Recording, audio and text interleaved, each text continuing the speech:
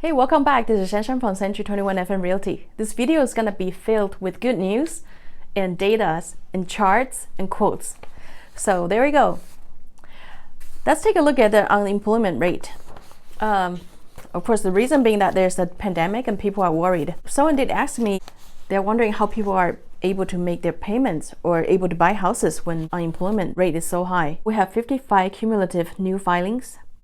But bear in mind, that number is different than the people currently collecting unemployment insurance, which is 16.1 million. And the first good news is what just came out today, that the economy had gained 1.8 million jobs last month, and most of them come from leisure and hospitality. And here's a graph of unemployment rate by the Bureau of Labor Statistics. You can see that in March, it started to go up, and it really jumped in April to 14.7%. Slowly goes down to July, 10.2%. And now to summarize the unemployment situation, 9 out of 10 people are now employed, and the number is gonna continue to improve. How long is it gonna take for the unemployment to go back to normal? Based on the prediction by Wall Street Journal, and it will take about 4 years for the unemployment rate to return to pre-crisis level. For the Great Recession, it took about 9 years. And for the Great Depression, it took about 12 years. Given the fact that we're still gonna be in this for the next 3 to 5 years, what decision are you going to make today? Now we're gonna take a look at the GDPs. There were 5 different sources that forecasted the second quarter of this year, 30.8% decrease. And it turned out to be 32.9%. Pretty close prediction. So the green bars are the prediction for the third quarter from the same 5 analysis. And other blue bars was from additional 4 forecasters. Looks like they're predicting roughly 20% of growth in the GDP for the third quarter. As we all know, the pandemic is a health crisis and it's not a housing or mortgage crisis. A few months earlier, it was doom and gloom. But now look at what people are saying about the housing market.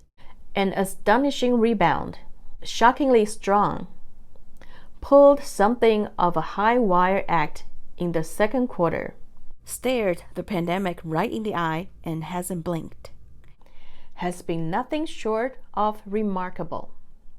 And there's also another quote from Quicken Loans. The pandemic has not stopped the consistent home price growth we have witnessed in recent years. Many real estate brokerages throughout the country experienced the highest ever number of sales during July. And it also rings true for our area in Fargo, Moorhead, West Fargo.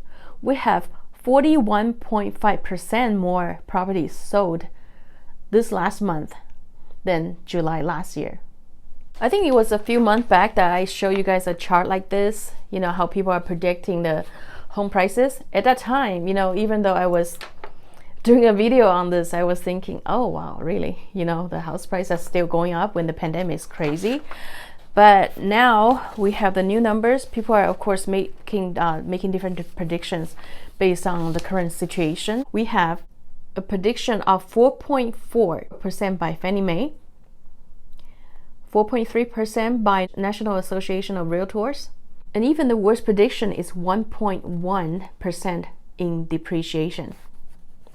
And there's an app called Showing Time we realtors use to track showings, whether you're on the buyer or seller side. And let's look at their numbers. The red bar is where people are staying home from the pandemic.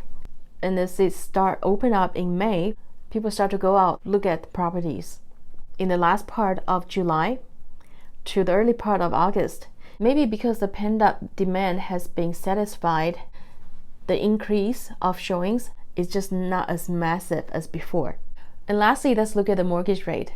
I know it's gonna stay low for a while, but I didn't know it can get any further down to 2.88 for 30-year and 2.44 for 15-year. So with the lowest cost of borrowing money, it puts more purchasing power in the hands of buyers.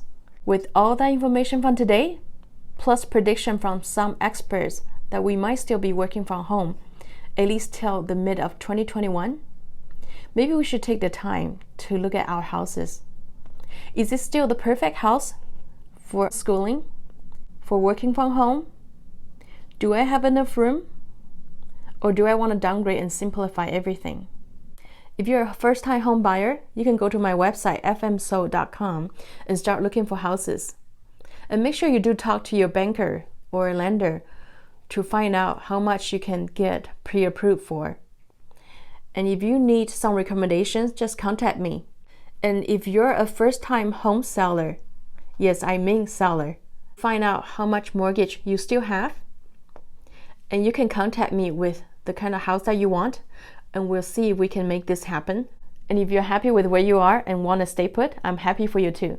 But make sure you talk to a lender about refinance so you can save as much money as possible. And who knows, maybe after refinance, you can pull out some money and do your next investment. And if you don't remember anything that I said, just remember to call me, and we can discuss further.